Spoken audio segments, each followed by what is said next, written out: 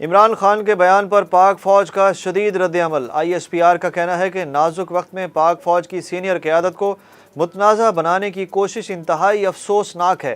Army میں chairman PTI کے بیان پر شدید غم و غصہ ہے۔ آرمی چیف کے انتخاب کے عمل کو متنازع بنانا نہ ریاست پاکستان اور نہ ہی ادارے کے مفاد میں ہے۔ ISPR کے مطابق عمران خان کی جانب سے پاک فوج کی اعلیٰ قیادت کو بدنام اور کمزور کرنے کی کوشش کی گئی۔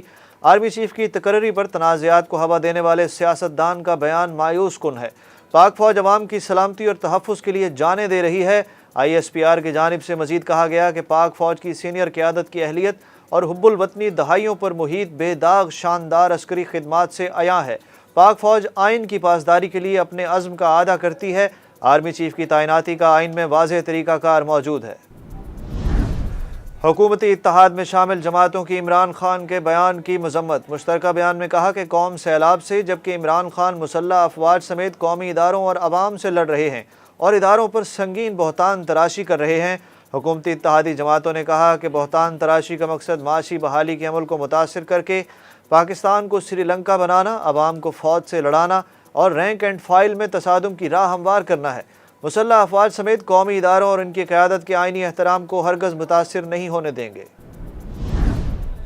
آرمی چیف سمیت کسی بھی فوجی کی حب الوطنی پر شک نہیں کرنا چاہیے۔ عمران خان آرمی چیف سے متعلق اپنی بات کی خود وضاحت کریں۔ صدر مملکت ڈاکٹر عارف علوی کی گورنر ہاؤس پشاور میں صحافیوں سے گفتگو۔ صدر مملکت نے کہا کہ میں کوئی کنفیوژن پیدا نہیں کرنا چاہتا، جو بیان دے وہ خود ہی اس کی وضاحت بھی کرے۔ انہوں نے کہا کہ میں قومی حکومت کے قیام کی کوشش نہیں بلکہ سب کو ایک ساتھ بٹھانا چاہتا ہوں۔ IMF کے ساتھ بہتر ڈیل ہے۔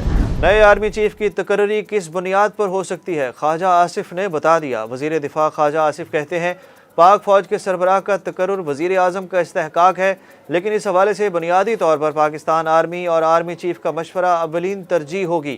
وزیر دفاع نے کہا کہ عمران خان نے اپنے دور حکومت میں ملکی معیشت کو نقصان پہنچایا۔ انہوں نے چند ماہ میں معیشت اور دفاع پر حملے کیے۔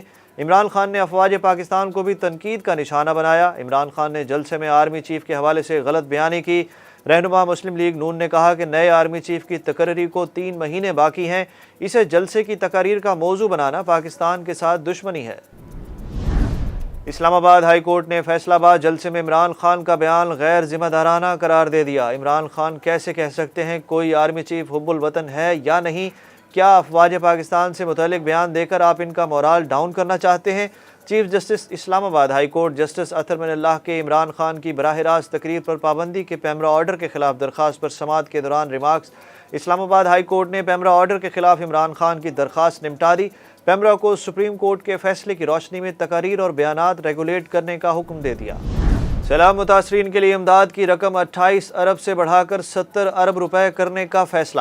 وزیر اعظم شہباز شریف کا سندھ کے ضلع کمبر شہداد کوٹ کا دورہ، متاثرہ علاقوں کا فضائی جائزہ بھی لیا۔ وزیر اعظم کا بحالی میں مصروف مزدوروں کے لیے 50 لاکھ روپے کا اعلان۔ وزیر خارجہ بلاول بھٹو اور وزیر اعلیٰ سندھ مراد علی شاہ بھی وزیر اعظم کے ہمراہ تھے۔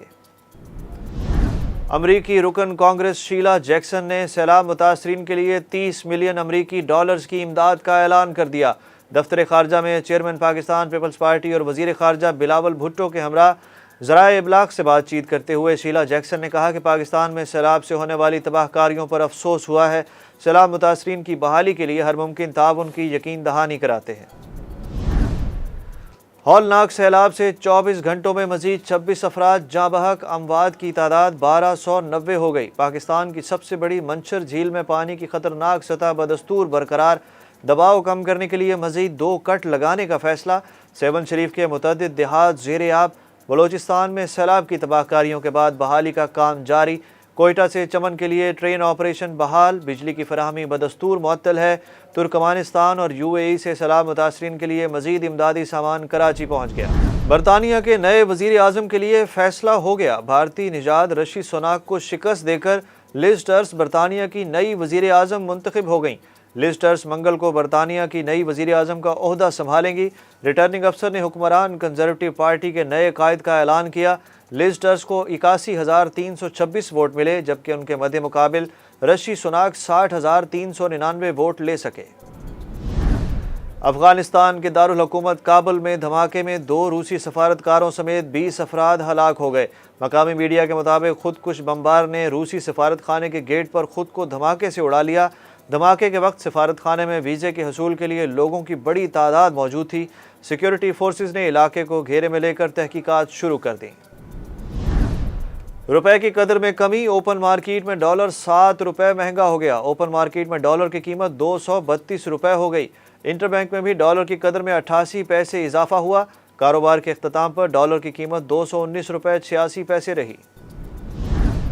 پاکستان کے ہاتھوں بھارت کو عبرتناک شکست، مقبوضہ کشمیر میں بھی بھرپور جشن منایا گیا۔ سنسنی خیز مقابلے میں بھارت کو پاکستان سے شکست کے بعد مقبوضہ کشمیر میں بھی نوجوان سڑکوں پر نکل آئے اور خوشی میں پٹاخے چلائے گئے۔ آزاد کشمیر میں بھی مختلف مقامات پر بڑی اسکرینوں پر پاک بھارت میچ دیکھا گیا۔